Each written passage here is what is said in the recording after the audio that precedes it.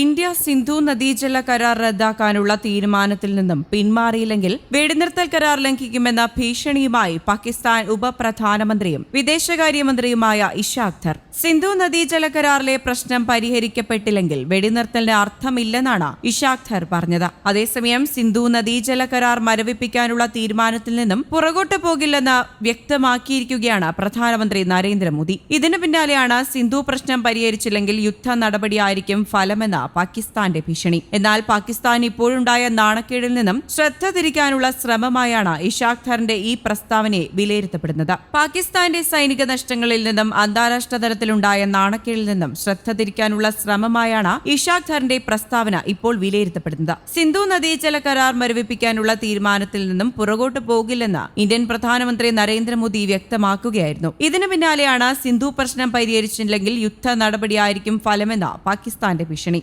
രക്തവും വെള്ളവും ഒരുമിച്ചൊഴുകില്ല എന്ന് പ്രധാനമന്ത്രി നരേന്ദ്രമോദി കഴിഞ്ഞ ദിവസം ഉറപ്പിച്ച് വ്യക്തമാക്കിയിരുന്നു. ഇതാണിപ്പോൾ പാകിസ്ഥാനെ ചൊടിപ്പിച്ചിരിക്കുന്നത്. ഏപ്രിലിൽ പഹൽഗാമിൽ ഇന്ത്യൻ വിനോദസഞ്ചാരികൾക്ക് നേരെയുണ്ടായ ക്രൂരമായ ഭീകരാക്രമണത്തിന് പിന്നാലെയാണ് പാകിസ്ഥാന് നൽകാൻ കഴിയുന്ന ഏറ്റവും ശക്തമായ മറുപടിയായ സിന്ധു നദീജല കരാർ റദ്ദാക്കുന്ന തീരുമാനം കേന്ദ്ര സർക്കാർ തീരുമാനിച്ചത്. അതേസമയം പാക് അധിനിവേശ കശ്മീർ വിട്ടുകിട്ടാനുള്ള ചർച്ചയാണ് പാകിസ്ഥാനുമായി നടത്താനുള്ളതെന്നും അതിൽ മൂന്നാമതൊരു കക്ഷിക്ക് പങ്കില്ലെന്നും ഇന്ത്യ അസന്നിഗ്ധമായി വ്യക്തമാക്കിയിരിക്കുകയാണ്. ജമ്മു കശ്മീർ ഇന്ത്യയുടെ ഭാഗമാണെന്നും അതേചൊല്ലി ചർച്ച അസാധ്യമെന്നും മൂന്നാം കക്ഷിയായി ഇടപെടാൻ ശ്രമിക്കുന്ന US പ്രസിഡന്റ് ഡൊണാൾഡ് ട്രംപിന് പരോക്ഷ മറുപടിയും നൽകി. ഓപ്പറേഷൻ സിന്ദൂർ വെടിനിർത്തലിലെത്തിച്ചത് താനാണെന്ന് അവകാശപ്പെട്ട ട്രംപ് കശ്മീർ വിഷയത്തിൽ ഇടപെടാൻ സന്നദ്ധത പ്രകടിപ്പിച്ചിരുന്നു. ഈ സാഹചര്യത്തിൽ വിദേശകാര്യ വക്താവ് രൺധീർ ജയ്സ്വാൾ വാർത്താസമ്മേളനം നടത്തിയാണ് രാജ്യത്തിന്റെ നിലപാട് അറിയിച്ചത്. ആണവ ഭീഷണി മുഴക്കിയാലൊന്നും ഭീകരപ്രവർത്തനം അമർച്ച ചെയ്യാനുള്ള ആക്രമണത്തിൽ നിന്ന് പിന്മാറുകയില്ല.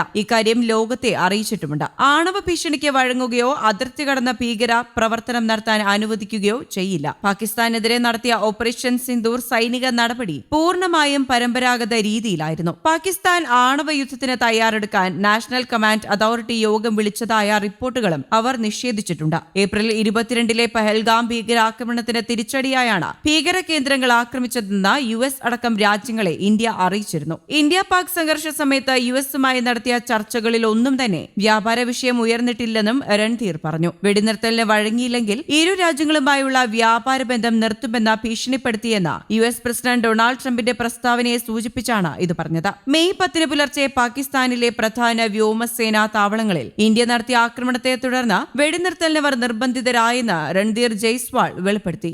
News desk Kerala Kaumudi.